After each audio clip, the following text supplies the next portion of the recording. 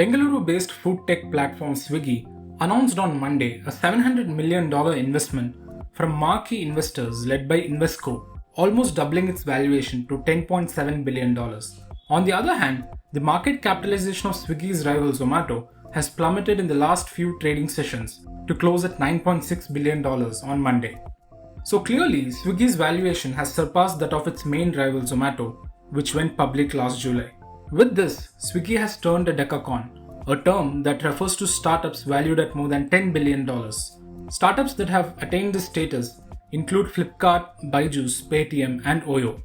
The gross order value of the company's core food delivery business has nearly doubled in the last year, Swiggy said, adding that the latest fundraise will allow it to accelerate growth on its core platform of food delivery segment, in addition to making investments in Instamart. Instamart is Swiggy's quick commerce grocery service, which is set to reach an annualized gross merchandise value or GMV run rate of $1 billion in the next 3 quarters. Swiggy recently said that it plans to invest $700 million in Instamart, which took just 17 months to hit the same level of GMV that Swiggy's food delivery business achieved in 40 months. With hyperlocal delivery becoming all the rage, Swiggy is sharpening its focus on Instamart, which has expanded to 19 cities in the past few months.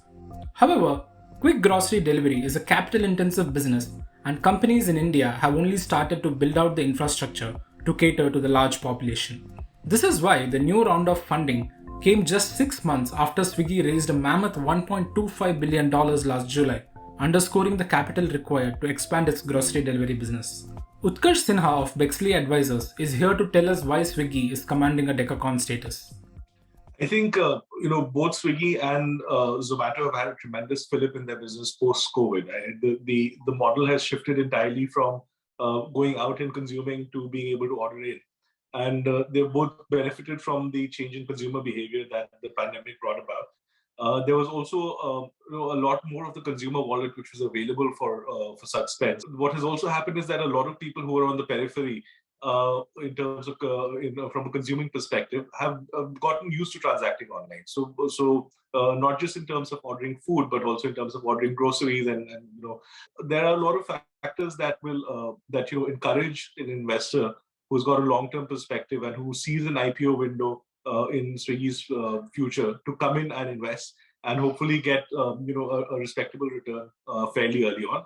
Invesco, for example, is one of those investors who eyes a lot of the companies which are headed towards an IPO or are likely to head towards an IPO soon.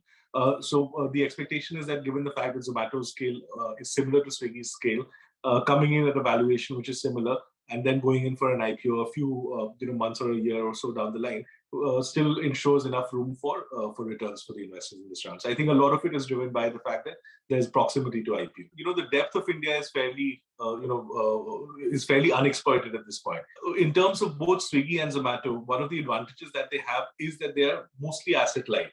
It's a gig economy model, and there is therefore an opportunity if the economics works out for on a per delivery basis. My view personally is that the food delivery market, the delivery market in general, is more of a 50-40-10 model, where 50% to the leader, 40 to the second, and everybody else in the bottom 10. So I think that it's likely to play out like that. Both Swiggy and Zomato are so close to each other in terms of scale that it's very difficult for one to absorb the other unless there's a lot of momentum for this at the senior level, and I don't see either of the CEOs vying to get absorbed by the other party. Behind the fast grocery delivery of these companies are dark stores.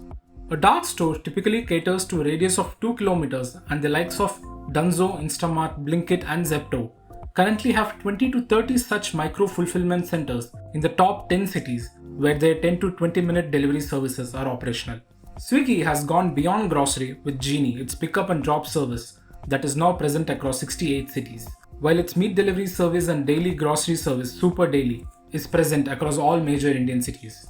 While startups are eager to jump on the quick commerce bandwagon in search of the next big market opportunity, the category is yet to prove its sustainability in the long term. If examples from European countries are anything to go by, consolidation in the instant grocery market is likely in India too. If you like this video, share it and subscribe to Business Standard. For more news, views, and insights, log on to www.business-standard.com. Do also follow us on YouTube, Twitter, Facebook, Instagram, Telegram, and LinkedIn.